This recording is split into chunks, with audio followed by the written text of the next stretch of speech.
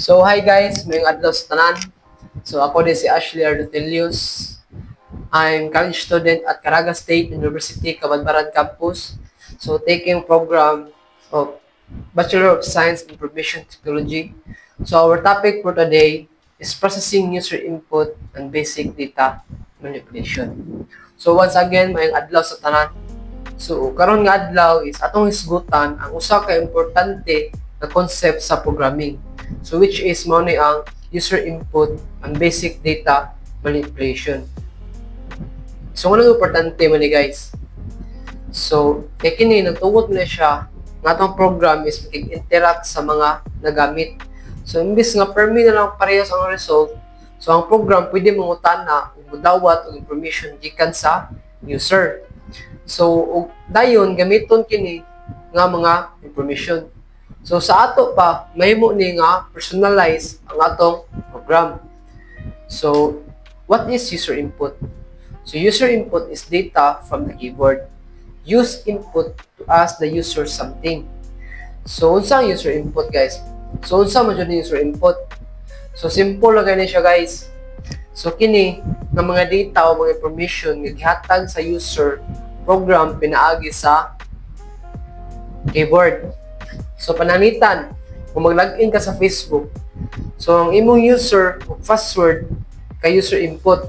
Kung mag-search ka sa Google, nga imong gi-type search bar kay user input. So, sa programming, gigamit na to ang function nga gitawag og input. So, mangutana sa user. So, pag-demonstrate sa input, guys, yun ako example nga code. So, pakita sa imong code nga ang name, input, ug what is your name. Then ang input, so saan na input? Explain ako na yung input. So, mao'y magpakita sa pangutana sa screen na magulat sa user nga i-type ang tubag. So, pakita po ang print hello plus name. So, para ipakita ang i-input sa user. So, ato lang tawon guys nga kanabitang kumplito. So, explain ako ang code. So, name. So, giunsa pagkuha ang pangalan. Then, print. So, giunsa pag-grade sa user. Giunsa pag-grade ang user. So, age int. So, input, how old are you? So, giunsa pagkuha ang edad. Then, print, my age is plus string age. So, giunsa pag-print ang edad. So, emphasize na to ang string version here. So, muna akong explanation, guys. So, important note, so, ang input kanunay nga mo return into string text. So, bisan, kung numero ang imong gitype, mao kinahanglan na to convert sa number kung gusto gamiton sa pagkuha. So, diri na punta sa string manipulation. So, string can be modified using built-in methods such as lower to upper. Karon guys, isgutan nato ang string manipulation. So, ang string manipulation, kasi quiz na siya sa character sama sa mga text or mga sentence. So, sa ato pa, so pwede na to usbon ang mga text nga gi-input sa user. So, natay mga built-in guys, built-in nga mga methods nga common na to. So, common ako na siya ginagamit. So, kining duha guys, kining lower and upper. So, ang lower guys is kung mag-input ka og text nga dagko, kung magamit ka og mga methods which is kaning lower, so para himuon nga ang tanan letter nga imong gi-input nga big letter is mahimo siyang lower. So, unlike with mao na siya sa upper. Kung nag-input ka og mga gagmay nga mga small letter, then imo siyang gamitan og method nga upper is pag imo na siyang irana siya, mahimo na siyang upper. Itong mga small letter, may mo siyang upper. So, here akong code guys. So, as you can see, text, nag-assign kong text nga welcome to Caraga State University, Cabadbaran Campus. Then, print text into upper. So, as you can see guys, nga, kini nga code is naka-print na siya kung sige example. Mag-code ko later guys, don't worry. So, muna yung result guys. Welcome to Caraga State University, Cabadbaran Campus. So, atong nakita nga ang akong gi-type dire is small letter. So gigamitan ako siya method nga upper, so which is pag ato na siyang i-run, mahimo na siyang big letter. So pareha po rin diri guys, nagasahan kong name, which is Jeric. Kung saan gi-assignan, gi-print ako siya, gi-assignan ako siya nga ang name daw is mahimo siyang lower. So money guys, ang result is Jeric. So dagko dire, pag abot sa pag-run, kaya mahimo mo siyang lower, mahimo siyang lower po dire. So name Ashley. Then ako siya na po siyang i-assign og method nga ang name ko no is mahimong upper. So ang gi-type dire, ang input dire is gagmay. So pag run na siya, mahimo siyang dagko. Kaya upper man akong i-assign. So muna siya guys. So since user input is always string, we need to convert it to other data types when needed. So example, age. So example guys, age. Kung gusto na to gamitin ng mga number, for example, tapag add o multiply, so muna siya, age input is equal input. So please enter your age. Then age int, age input. So print age is age. So kung nangayon siya value sa user, which yung gibutang sa user is 17. Muna yung gibutang guys 17. Then ako siyang i-print, your age is age. So kung saan kung gibutang dire mo, result, your age is 17. So muna siya guys. So we can perform arithmetic operation by converting the user input to numbers. So dito sa basic calculation guys. So karon kaya balo na ta convert, pwede ta mahimo mga basic nga calculation. So example A, float, input enter a number. So B, kung siya sa B, then float nga input enter a number. I-type niya siya guys then print A plus B. So pwede na to siya ma-add guys kining duha. Kung unsa to input dire sa A, for example, 17, then sa B po guys 17. So then print A plus B, gamitan ko siya kay i-print na ko siya para ma-add ni siya duha. So ang result na guys, 17 plus 17 is equals 34. Kaya 0.0, kaya float man siya. So ato na siya convert into Java guys, mag-code ko later on after aning discussion. Don't worry guys. So we can make decision in code using if and else statement based on user input. So age and input, enter your age. So integer guys, data type integer. So if age ko no is mas dako siya or equal to 18, then print you are an adult, or else print you are a minor. So guys, kung atong age dire is 18, which is dako man siya, then you are an adult. Or else, kung mag-print ka dire 17, ang magawas ani guys is you are a minor. So, in summary guys, user inputs gathered using the input function. Input is converted to the numbers using int or float. So we can manipulate string and less easily. Basic calculation and conditional statement make our program more interactive. So in summary guys, ang user input is importante kaya siya para mag-interactive program. So gigamit nato ang input para makuha ang input. So kinahanglan nato convert ang input numbers para mag-calculate ta. So pwede nato usbon sab guys ang text string. So kini nga mga concept guys is basic lang pero importante kayo ni siya para ma-advance nga programming. So mana siya guys. So mag-code ko guys, wait lang. So alright guys. So dire na guys ka part nga mag-code ta. So katong atong gipang-explain gyud nga mga example nga code is Python code to siya guys. So karon ato siya i-convert into Java.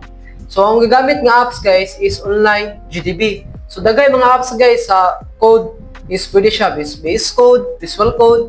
So ang ginagamit lang guys is online GDB. So diri ta guys sa Java. So ang atong buhaton diri guys is import Java util dot is scanner. Java dot util dot is scanner. Kunin siya guys. Scanner. Then public class. So ang fine nga naman diri guys is main man. So main. So pwede pa natin na, pwede sa natin na siya list done. Then public static void main, then void main, then string argument na siya guys.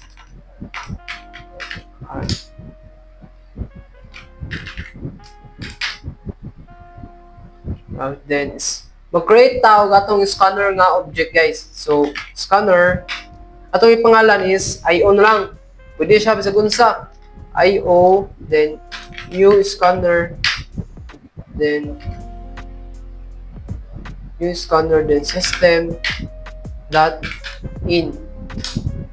Tapos so sa kinibit na itong code, so sa kini na itong example guys ay sa ato na siyang i-convert into Java. So muna siya guys. So system dot out dot print what is your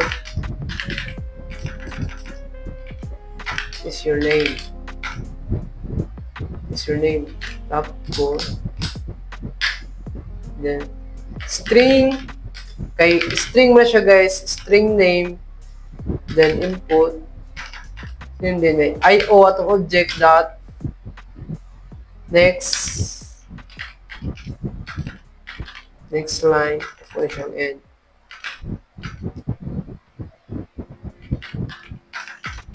Next line.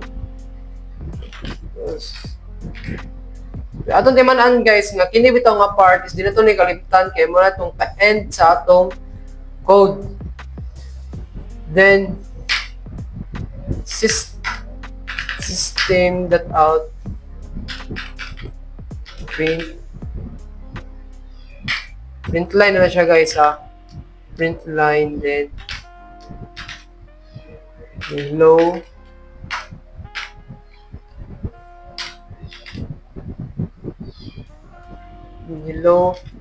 add name.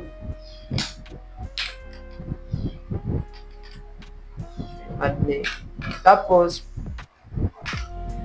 system dot out dot print how old are you. Then int. So kay number mo siya guys. So int atong gamiton. Int age equals IO dot next int, then muna siya guys para mga siya input guys, user input. Then system dot out dot print line print, then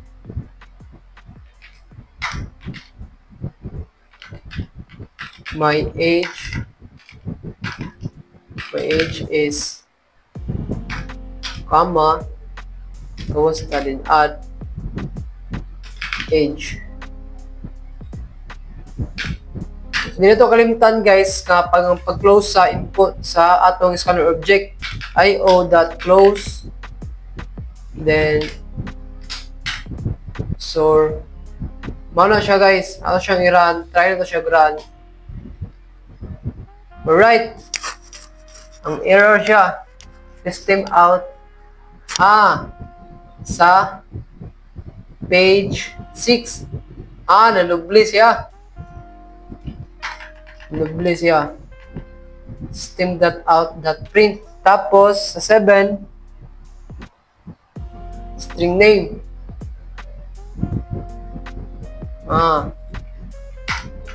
Big na siya. Ito yung i-run. Alright! Nara siya, guys. Ash. Hello, Ash. How old are you? 18. My age is 18. Alright. So, muna siya, guys. Kita na to, no? Ito siya rin i-run outro. Hi, Java. Hi, Java. 12. My age is 12. Hello. Hi, Java. So, muna siya, guys. So, hindi na siguro ang example, guys. So, thank you. Thank you, guys, sa pagpaminaw sa atong topic karong adlaw. So, salamat sa inyo pagpaminaw, guys. Hinaot nga namoy nakatunan ang importansya sa user input ug basic data manipulation. So, kung na pangutana, guys, so feel free to comment down below. See you sa sunod nga video. Thank you and God bless us all.